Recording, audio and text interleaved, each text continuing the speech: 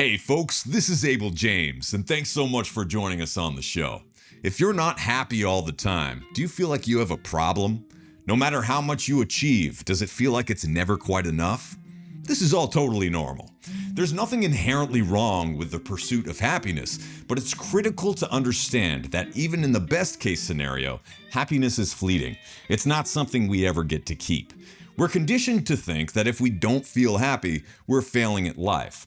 The traditional approach to addressing unhappiness is flawed, however, as it assumes we're meant to live in some perfect state of perpetual bliss. But that doesn't jive with biology or reality. The truth is that our mammalian brains are wired for survival, not to feel happy all the time.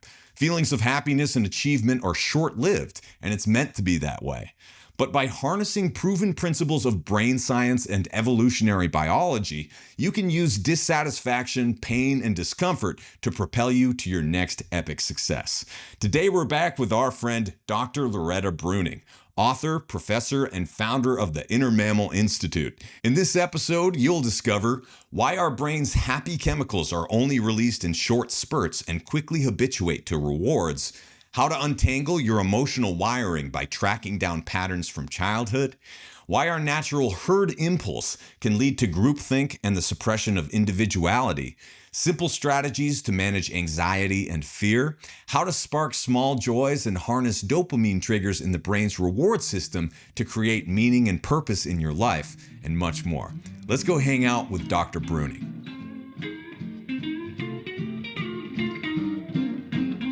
Welcome back, folks. Today we're here once again with Loretta Breuning, PhD, the founder of the Inner Mammal Institute and Professor Emerita of Management at California State University, East Bay. She is the author of many personal development books, including Status Games, Why We Play and How to Stop, How I Escaped Political Correctness, and You Can Too, and her latest, Why You're Unhappy, Biology versus Politics. Dr. Breuning's work has been translated into 16 languages and is cited in major media. Thanks so much for joining us once again. Hi, great to be here.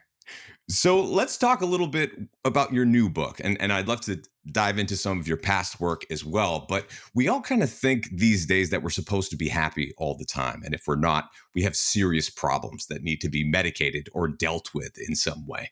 But in fact, as your work discusses, especially in your new book, our brain is wired for survival, not to make us feel good. So maybe we can start right there. Sure. So the chemicals that make us feel bad are turned on easily and they create an immediate sense of survival threat, even if you just didn't get invited to a party or didn't get invited for a second interview for something that you really wanted. So I'll call this disappointment. Now, none of us can really believe that we could have survival threat feelings in response to disappointment. So therefore, we can't imagine that we create our own survival threat feeling, so we conclude that there must be some real survival threat.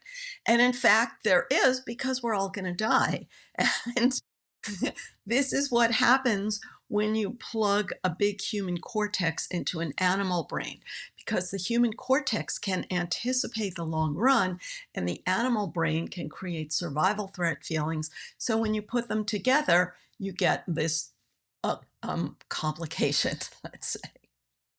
And it doesn't help that most of our society reinforces this idea that if you're not happy all the time, you need to do something about it. You have serious problems. And we all kind of assume that everyone around, or most people around us, especially the successful ones in air quotes, are happy all the time, which is also not true. Exactly. So first you have this social comparison. You think that other people are happy all the time because that's the natural state. And then you think that somebody can fix you. And you're pushed so often with this idea that getting fixed is the science. So my new book really focuses on where this idea of the science comes from and how it can be possibly flawed. Uh-oh. So, where does the science, once again in air quotes, come from? So I have four sources of our information about our own emotions. And first, like, why do we not understand our own emotions? Because the animal part of our brain cannot process language, it's nonverbal. So when it turns on a bad feeling, It cannot tell you why it feels bad, just like a sheep or a goat can't tell you why it feels bad. So it's the same core operating system. So we get our information about our feelings from, I explain, therapy, the therapy world, the media. The media gets information from academia, and they all get information from, let's call it medical science or the medical world. So when we rely on these sources of information, we don't think that they have their own politics. And because politics has become a little nasty, I go back to the origin meaning of politics, which is whatever makes you cool, whatever gives you status. So, what gives you status in the medical world, in the media, in academia, and in the therapy world? And I explain each of those is really telling people, hey, I can fix your unhappiness. Here's a fast, easy solution. But it's not that fast and easy. Yeah, if it were, that would be great. And if anyone who thinks it's working for them, great. I'm not wanting to attack it, but I think most people find that it doesn't, and that's why it's worth exploring.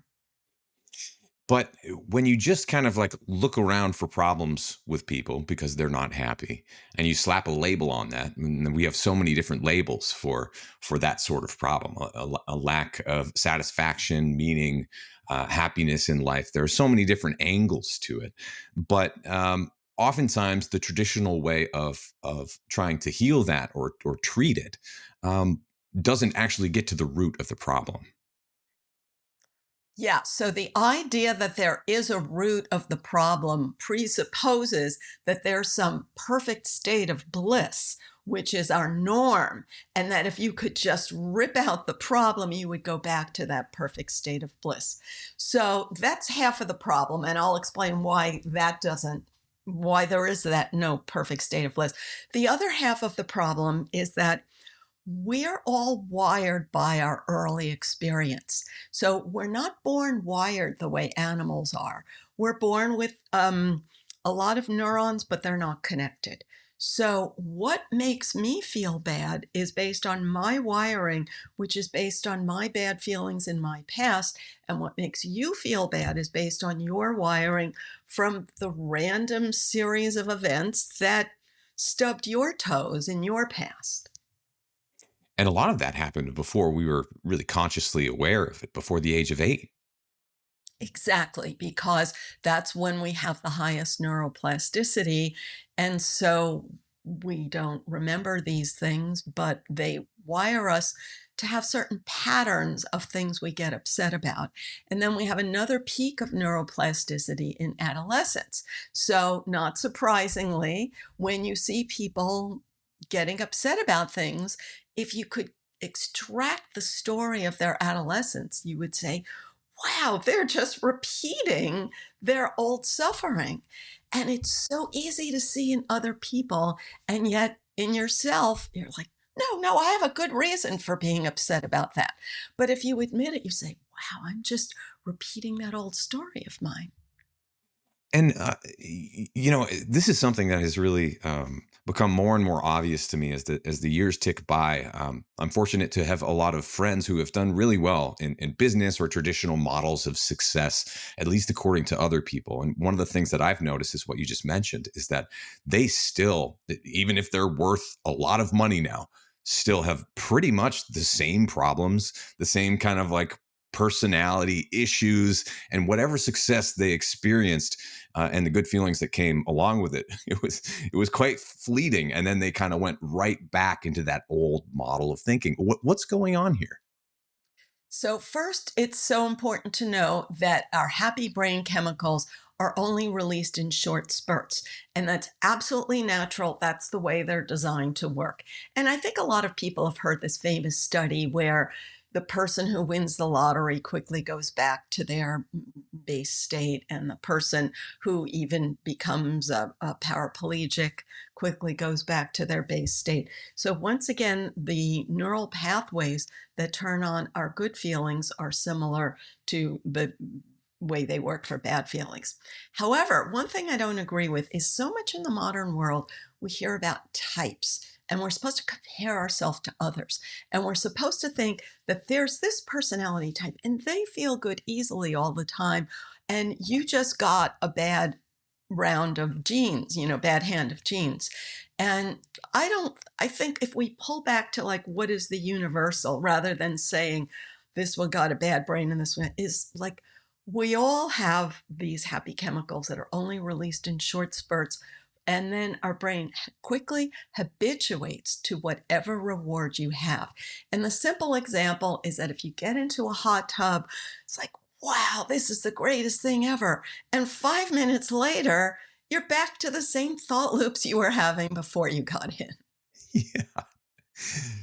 Yeah, it's really interesting too, because I wonder how much of this really drives people's behavior unconsciously, almost throughout their whole lives. Like, for example, I'm kind of a member of Austin's and a little bigger than that kind of entrepreneurial community, and so many people like we kind of got started with our projects around the same time, and they didn't have much going on, and we're just struggling to get by. But for the most part, seemed pretty satisfied. But those who have like some sort of deep insecurity, I've seen some of them ratchet up the levels of success, and it's almost like an addiction to success. And once they reach a certain level, they can't wait to get to the next one because it's so uncomfortable to be wherever they are. Yes, exactly. So, a simple way to look at it is each of us learn to spark our happy chemicals with whatever worked in the past. So, what I say in my book is if you discovered a new planet, that would be like a huge surge of happy chemicals, like, wow. And neurons connect, and then the good chemicals are soon processed. So, your brain says, how could I get more of those feelings? Oh, I have to discover another planet because that's the way it knows to spark it. And the sad example is like someone who wins the Olympics and then they ruin their body by training for another 4 years. So if we would only be taught this information about our brains, we can let go. On the other hand, I have to say that once I finish writing a book, like I can't wait to start another book, but but at least I know that I'm doing that and then I delay it and I do it consciously and I try to develop other ways of healthy ways of feeling good, but I really do look forward to writing the next book. That's wonderful. I was wondering how you're so prolific because it's probably uncomfortable to not be working on your next book to some degree, right? Yeah, exactly, exactly. And I have another addiction, which is travel. And both of these, you could see how I did it in my past, in my youth. And as soon as I get back from a trip, I can't wait to plan the next trip. And so this is something, even though you know all of this, at least your verbal brain knows all of this, it's still something that we need to address and develop systems or ways of coping in our own lives that are hopefully positive instead of just running on that hamster wheel forever, kind of unconsciously as your life kind of drifts away, or at least your free will over your trajectory in life starts to go away if the longer that you engage in these patterns, right? Yes, but people have different responses to this, and mine differs from a lot of people. So a lot of people think, well, this treadmill thinking is bad, so we shouldn't think it. So that's presupposing that there's this alternative state of bliss that we could get back to if we reject the treadmill thinking. And it also blames the treadmill thinking on society rather than understanding that our ancestors literally lived on a treadmill because once they found a fabulous fruit tree, in a short time the fruit was gone and they had to find another fruit tree in order to survive. So the idea that there's this core state of bliss to get back to, this I blame on Jean-Jacques Rousseau, who 250 years ago spread this idea that nature is effortlessly happy. And our society has stolen this happiness from us. And if we could all go back to this state of nature, then we would be effortlessly full of bliss. So this is like so not true. I could go on forever about that, but the simple explanation is that the year before he wrote the book, there were literally naked Tahitian girls rowing canoes out to welcome sailors who were arriving in Tahiti for the first time. And this was a surprise to the European sailors. And they're like, what can explain this? And the news spread around the world overnight, like, whoa, this is going on in Tahiti. What is going on? And Rousseau came up with this explanation of, well, that's the natural state. We could be doing that all the time if it weren't for like our society mess things up. And it's just not how really life in Tahiti really was. But Rousseau's book was popular. And so that's the belief system that we've inherited.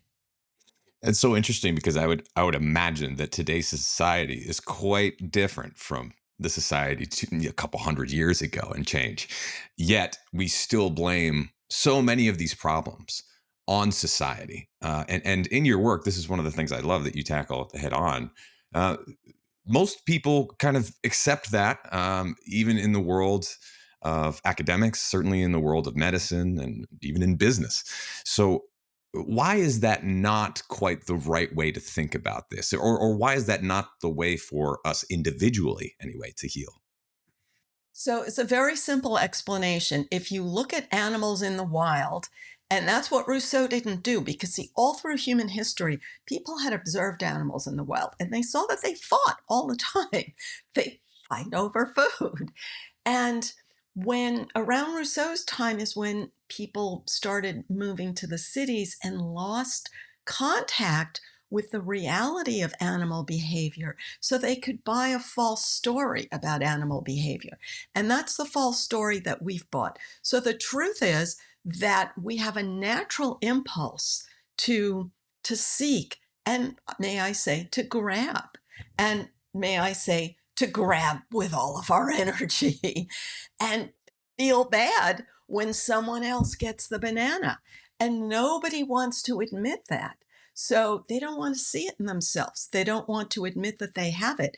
And we have all of these information suppliers who tell us, no, in the state of nature, we're all pure and altruistic and we are not selfish at all. And it's our society that imposes that mindset on us. And it's just not true. If you spend time with animals, it's just not true. In our society, as well as you look at the animal world, that status seeking behavior is something that is almost everywhere. Someone else getting the banana is an unpleasant thing for the one who doesn't have the banana. And this kind of that pattern is running throughout our minds, throughout our lives. And it's really important that people recognize that just because you feel that, maybe you can talk about disappointment next a little bit. Just because you feel that little bit of disappointment, it doesn't mean that it's the end of the world, but there's a reason that you're feeling that. And that's because it's somewhat of a threat to carrying on your genes because someone else has the status that you don't have, right? Yes. And of course, I'm not saying that we should think this way. All these people who object to these facts, they're like, oh, that's wrong, that's immoral, unethical. I'm not saying we should be that way, but we are. And people who deny it in themselves, they end up projecting it onto others. And they think, I'm all pure and virtuous, and my team is all pure and virtuous. And all of our problems are caused by your team, however they define it, who has all the bad stuff. And nobody learns to manage this internal impulse when they're busy blaming it on the other team. So disappointment is like, if I have my heart set on that banana, and let's say I've climbed up that tree toward the banana, and just before I get to it, you grab the banana. So from my perspective, my only problem in the world is you. And I would have all these bananas if it wasn't for you. But I don't see how I created this whole dynamic. I just see that you're the problem. And then that starts to create its own in group, out group type thinking, which maybe you can talk about next, because and maybe specifically in your own experience, because being someone in the world of academics, it's become very unpopular to question the science or the dogma or whatever is taught in a certain way. And at least when I was coming up, and I'm sure you as well, and many listeners, that's the whole point of science. That's the whole point of trying to move things forward, is questioning. So I'm curious about your own personal experience. And I know that you've written about it a little bit in some of your books, but like maybe you could just talk about that a bit next. Why does that happen? And how do we manage it, or how did you manage it? Sure. So the herd impulse, again, is absolutely natural, as much as you could blame it on society in any time period that you happen to live in. So animals, when they cluster tightly, the only food that's available to them has been peed on, and they don't want to eat food that's been peed on, so they'd rather spread out. But when they spread out, the predator gets the one that's most isolated. So they have this constant need to balance between, I don't want to be too close to you guys, but I don't want to be too far away. So this is the herd impulse. And the only thing that keeps a herd together is a common enemy. And that's why we all have this frustrating, like, my herd gets on my nerves, but I stick with them because of the common enemy. And it's hard to believe that in the modern world, with all of our deep, sophisticated, philosophical, verbal chatter, that this is just based on this natural mammalian origin, which is, by the way, the subject of my next book. Awesome. But I wrote a book called How I Escaped Political Correctness, and You Can Too, which Love is that. about this pressure. Thank you. I'm so glad you get it, because it's such an important, like, all of these books only tell one part of the story. So I do love it when somebody reads them all, because then you see the big picture.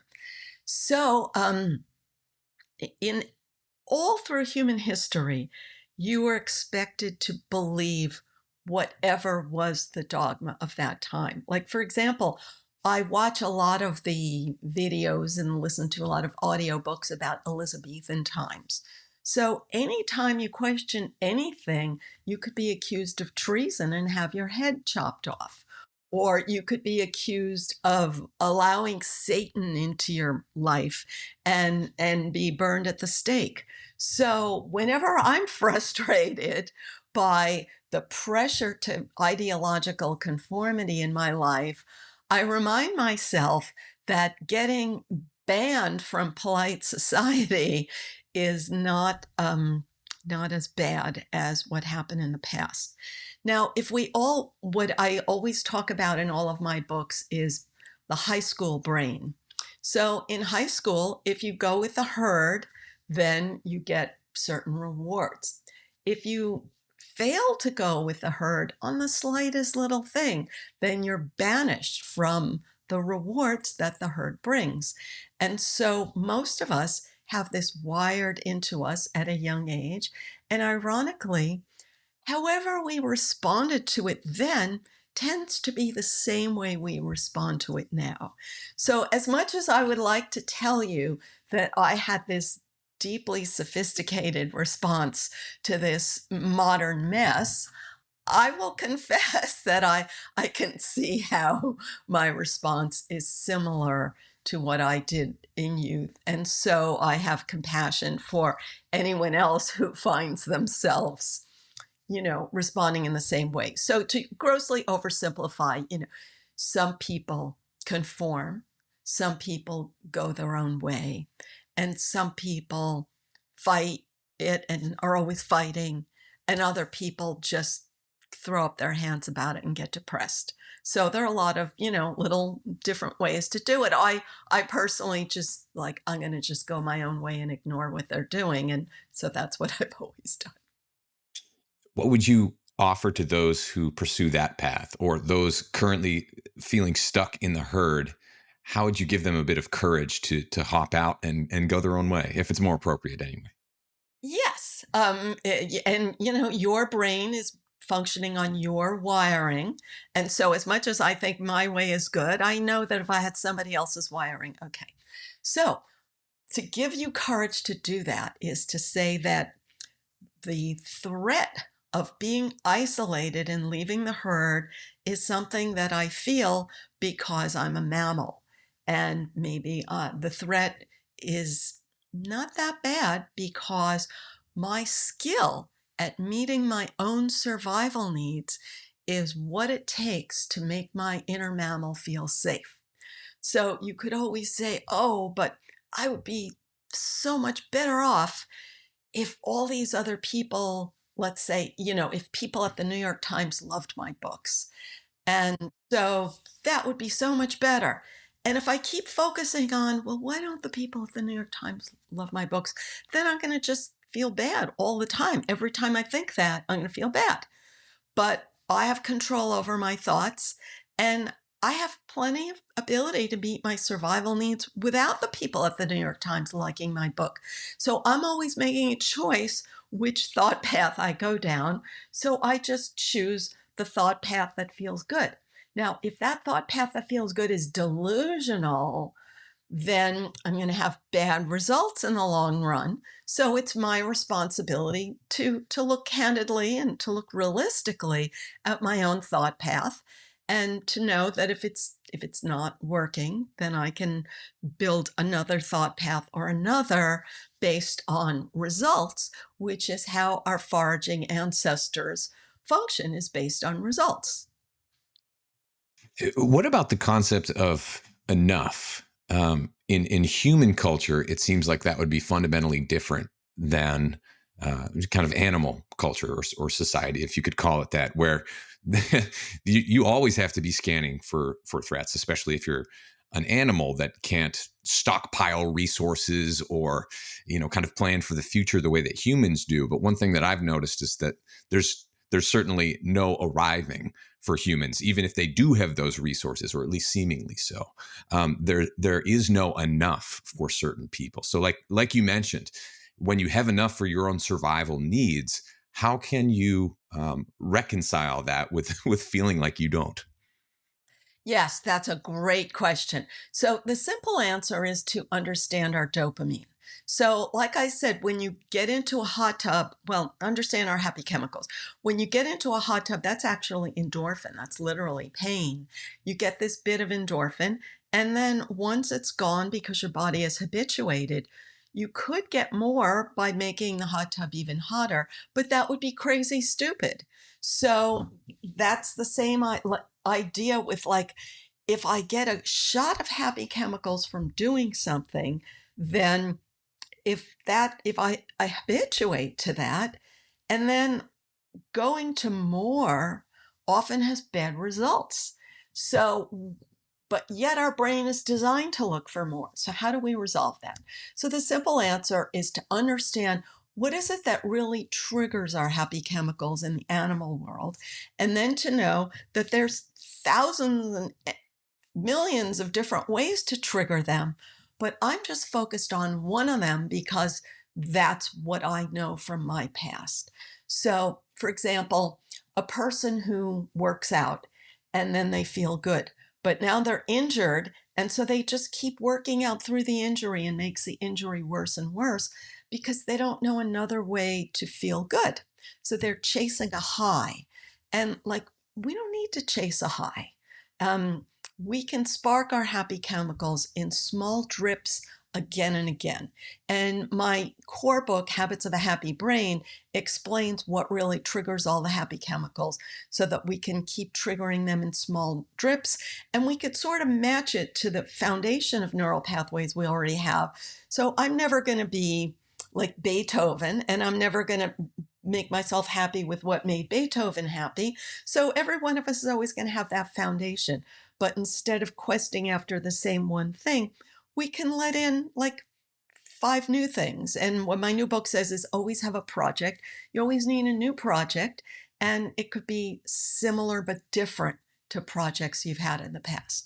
But so it's not like you'd have no project, but it's not that you have the same project all the time. And it's worth noting as well that nothing is as exciting as the first time due to the way that our brains handle dopamine. So if you're trying to compare even yourself to your own experience in the past, that's going to lead to disappointment just by virtue of that fact as well, right? So we need to figure out a way forward. Exactly. So if you're reminiscing about the high that you got the first time you did X, Y, or Z, and always running after that, you're never going to reproduce that high because that high was a huge neural pathway created by huge excess rewards. And now, oh, we talked about disappointment. So let's compare disappointment is whenever a reward is less than you expect. And euphoria, let's say, is whenever a reward is more than you expect. So it's like we're navigating through the world with these expectations. And in every moment, you're either confirming, yes, this is what I expected, or yes, this is a little more, or a lot more, or a little less, or a lot less. So that's how our neurochemical operating system works. And when you know that, then you could just have a little distance from the neurochemical responses. And then also, as you age, the a little more or the little less never feels quite as important because you have more perspective, but then you sort of miss like the drama. So you just got to know that it's the pathways and the chemicals creating all this drama. Is there a way to heighten that later on? I don't want to say artificially, but through your own habits. Like, say you're writing a book and one of them hit big, excuse me, or was really really exciting for you to pursue because you hadn't yet, but now you've got a lot of books that you've written yourself. Um, and some of them probably feel better than others in retrospect at the time. And so how do you manage that to make sure that you're still moving forward with the right project at the right time, if that makes sense? Sure. Um, so I guess it doesn't sound that exciting to say to have realistic expectations and to not expect that peak. So the word legacy is what's important here in time. So legacy is what separates the human brain from the animal brain. So animals obsess over reproduction. Anything that passes on an animal's genes is what sparks their happy chemicals. And yet, animals don't know what genes are. And yet, they invest all of their effort and even take life and death risks to do things that reproduce. So, why do they do that? Because we've inherited a brain that rewards you with a good feeling when you do things that keep your unique individual essence alive. So, with the human brain, when we can get beyond that animal impulse and say it's really keeping your unique individual essence alive is what is what stimulates your happy chemicals. Now, people in the modern world like to say, oh, I don't care about myself. I only care about the greater good and making other people happy. But as I do that, I will get my name put on this building, or I will create the John Doe Fellowship, or whatever it is, So you see where I'm going. it's it's amazing how we can trick ourselves, but we all find a way to keep going. Yes. Now, for most of human history, it was having grandchildren that did this. So first, you were desperate to get anyone who would be alone with you in a room for 5 minutes because that was quite taboo in the world before birth control. So then we had a real sense of urgency about keeping our babies alive because that was so hard to do and the survival rate was low. So then you became obsessed with keeping your grandchildren alive and teaching them your life lessons and your culture. So in today's world, so fewer people have children, fewer people have grandchildren, fewer people live near their grandchildren, and fewer grandchildren want to accept your life knowledge. And your children they want to protect their children from their grandparents' knowledge. So it's harder to have the sense of legacy that came automatically when you see these old videos about the old grandpa teaching the child to like dig for frogs or dig for truffles or something. Yeah. So how can we find an appropriate way to, I guess, fulfill that need for legacy? Um, whether it's slapping a name on a building or digging for frogs, we all need to find our own meaning in life. So, what's the best way to navigate that? Well, first, I have to thank you because, from my perspective, is sharing your knowledge with a young person who wants it is the reward. So, thank you so much You're very for that. kind. I'm middle aged, so I'll take it though. Yeah, and I think you probably feel the same that any opportunity you have to share your knowledge with a young person makes you feel good. And it's not an easy thing to do because not every young person wants your knowledge. Not every young person receives it, maybe in the way that it's intended. And so it's a quest. And then you say, and this is the job my brain designed to do, is to have a quest and to say that it's not easy and it takes a lot of steps and you don't always succeed. Sometimes you get disappointed. And so you get to use your brain for the job that it evolved to do. And so, the way that you're explaining this makes me realize, and every time I read another one of your books, I feel the same way that there's this kind of enchanting idea of at least the Western view of success, where you work your way up to the top of a mountain, you amass these resources, you start to build your legacy, and then you just kick back on the beach and sip margaritas and kind of do nothing, whether that's retirement or before retirement.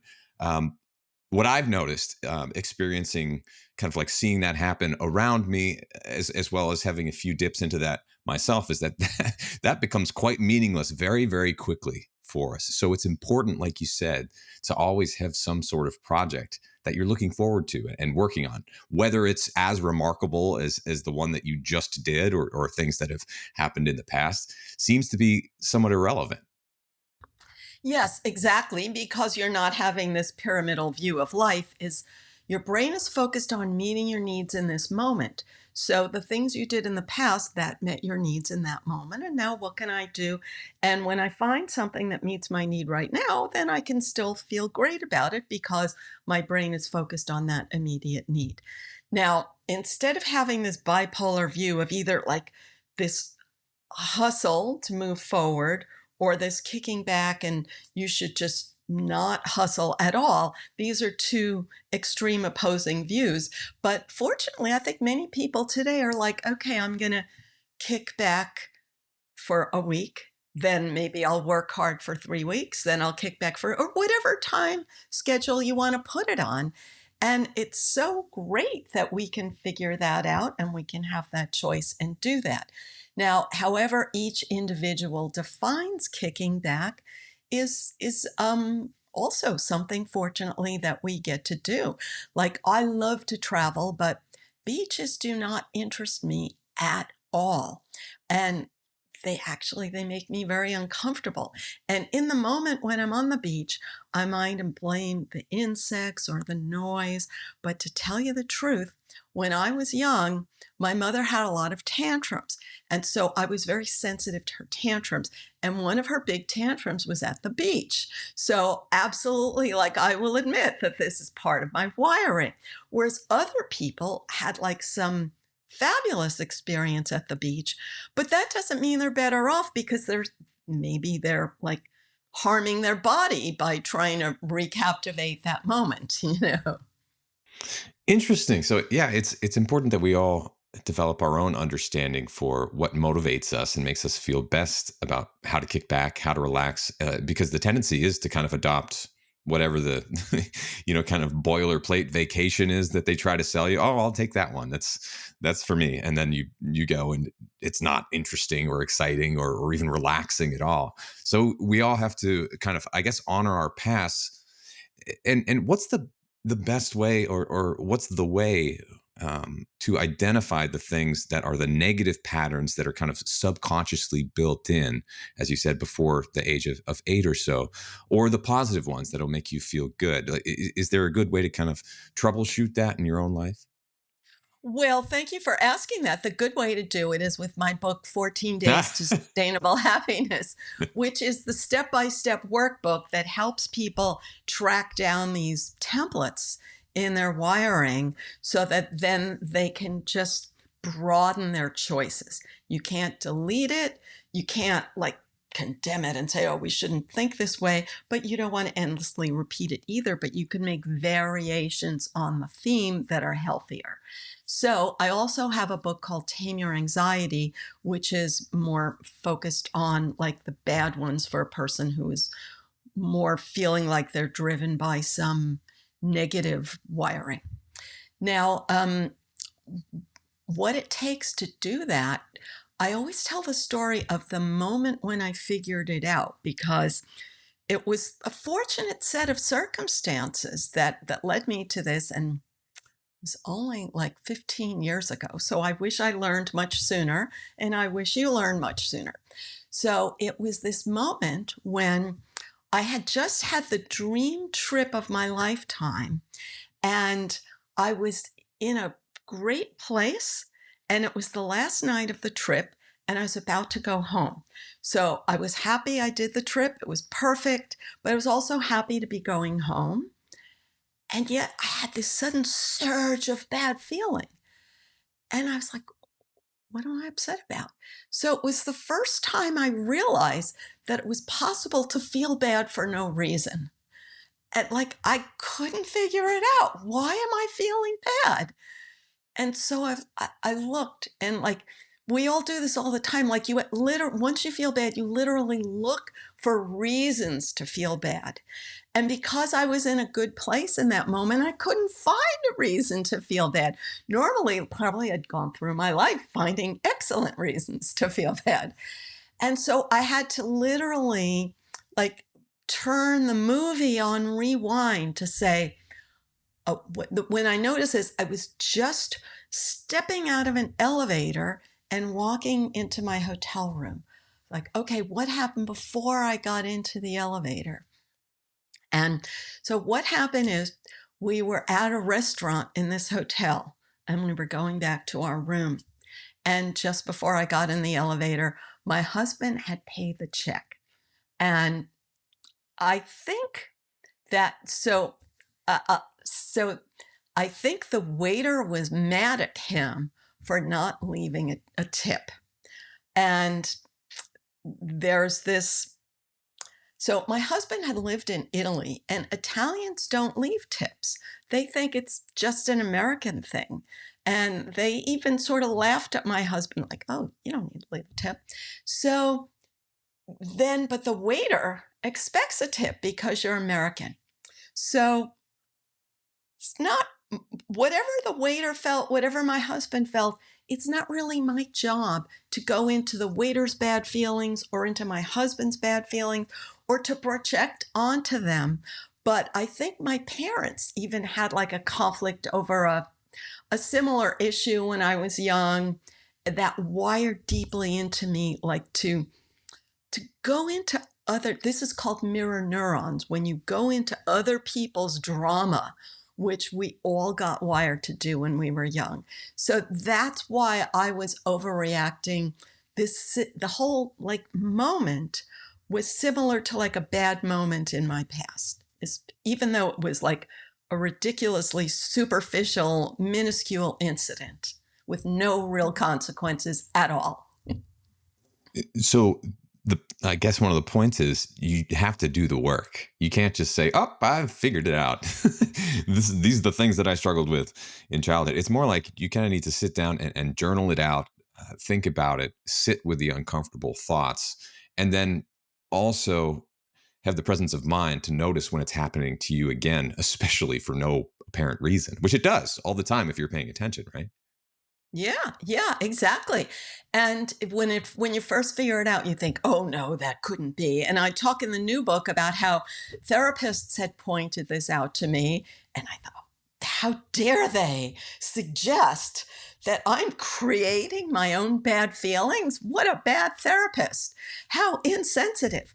And so that's the politics of therapy, is mostly they just reaffirm your bad feelings and agree with you that it's the world's fault that you're feeling bad.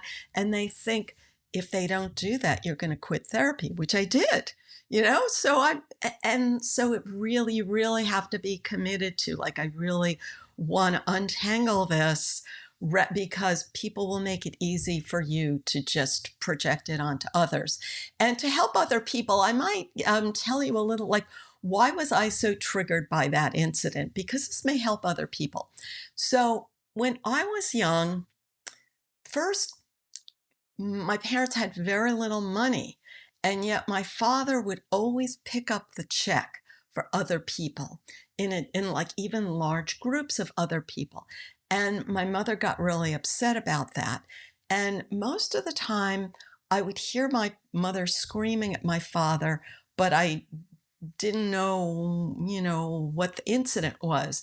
So I think this was the first time that my mother, at least in my developing memory, that my mother actually came and cried on my shoulders and told me the details of the incident that was enraging her.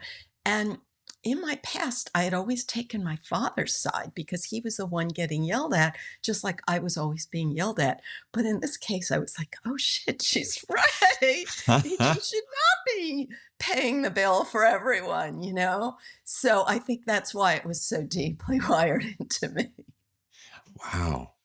And so we also love, as you mentioned, to blame society for a lot of these problems. And one of the modern ways that we do that is blaming the state of the internet or social media or tech companies or corporations for hacking our dopamine and controlling our brains, which is kind of true anyway. But whose responsibility is that is the real question that we need to ask. And what can we do to make sure that we're not getting hijacked every time we log on to the computer? Yes, exactly. And this whole idea that other people are hijacking you and it's not your fault and you should get angry at them for hijacking you. Oh my God, this has gotten so deeply implanted, just like the last deeply implanted fallacy. Like life is like one popular theory against after another, which is all based on nothing is my fault. It's all outside of me that makes you a powerless victim of circumstances. So it's only when you decide, like, I'm going to focus on what I have power over rather than focusing on what I don't have power over. That's all it is. And you can do that in every moment.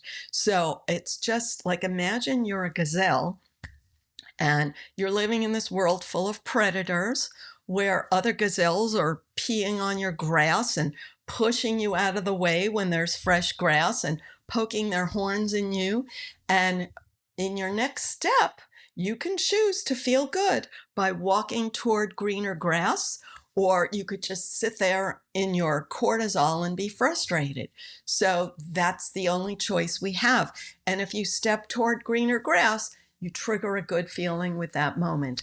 Now, you could get disappointed again, but then you could take another step toward greener grass. So that's really the only choice we have. And in each moment, if you step toward something that you perceive as a reward that you perceive that you can get, that's what it takes to stimulate your happy chemicals, is that you perceive that it meets a need and that you believe you can get it. What about, I love the little example of the lion chasing the gazelle as well, and the lion who gives up. Maybe you could share that little story and what's going on in terms of cortisol and everything else. Yeah. So people always hear about fight or flight, and it's always from the gazelle's perspective, and you're running from the lion. So let's think about it from the lion's perspective. They see a world full of gazelles, but if they just run, they're going to starve to death because it takes a lion's 100% tank of gas to catch a gazelle, and only when they choose an easy target. They really, if you watch nature videos, you see that they can go hungry for a week sometimes. And even when they catch something, a bigger lion will steal it from them, or a pack of hyenas will steal it from them. So don't think like here's the big guy that has it easy all the time and so unfair. But so they're hungry and struggling. So now they've targeted a gazelle. They're really close, and then it gets away. So all of us have this, and especially when you're an entrepreneur, you're investing your full tank of energy. You've waited so long to find the right prospect, and then you see it get away. So now you have two choices is like, I'm going to keep running after it or I'm going to give up. And that's such a difficult choice because, and in the modern world, it's like never give up, never give up. But if the lion never gives up, it's going to starve to death because all of its energy is going to be invested in this gazelle. And once it gets away and its advantage is increasing, its gain, what's the word? The gap is increasing, then the lion is not going to get it. And what is going to get the lion to give up? It has to be such a big surge of cortisol, the stress chemical, that feels even worse than the already bad feeling of hunger that was driving it to chase the gazelle. And that's why giving up feels so bad. And that's why it's hard to make good decisions. But if you have this never give up, then you're going to chase the one that got away. So we always have to, although it's good to persevere, but it's good to persevere against good prospects. So our brain is designed to weigh our prospects in each moment and to allow in new information about our prospects in each moment. So that's a simple way to figure out how to get the good feeling of reward despite the very bad feeling of giving up. And also, our brain is wired by big surges. So anytime I had to give up in my past, that was a big surge that wired me that says, oh, I'm never going to do that again. And that has its value in the state of nature. It's like if you climb a mountain looking for water and there's no water on the other side, you say, I'm never going to look. That's a desert there. I'm never going to climb that mountain again. So you could see how like a young person who fails a math test and says, oh, I'm never going to study math again because look, I studied math and then I still failed the test.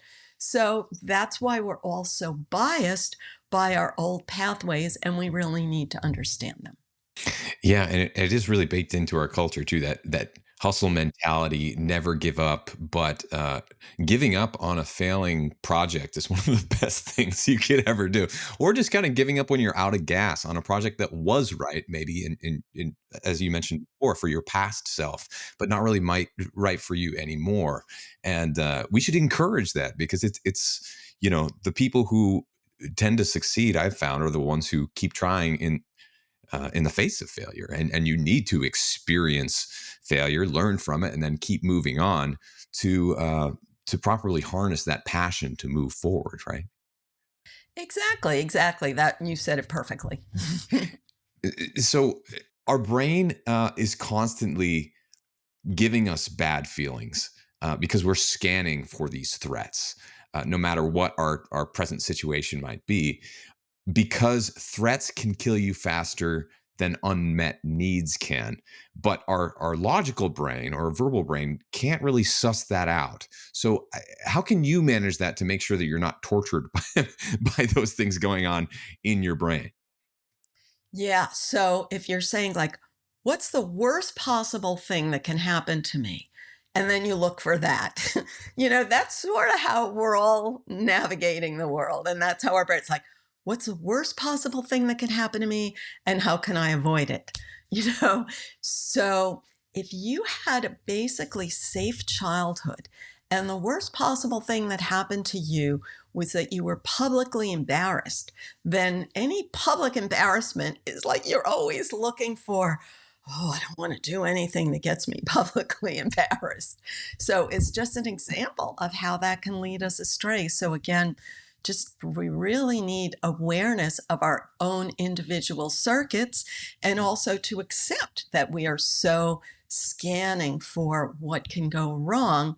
And it's true that that can go wrong, but it's also true that a gazelle will always live in a world full of predators. So it's like, how much do you focus your attention on the potential threat versus just accepting the potential threat and then, like, but how can I make things happen despite it?